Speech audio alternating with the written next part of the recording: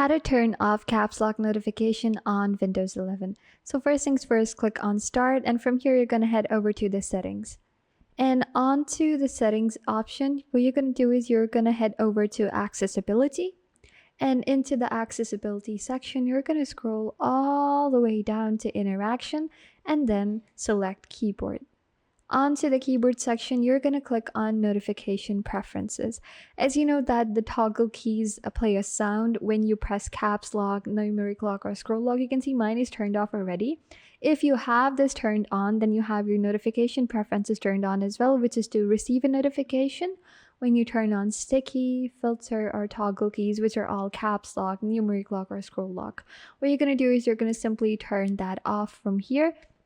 Turn off the notification preferences as well, and that way you have successfully turned off caps lock notification on Windows 11.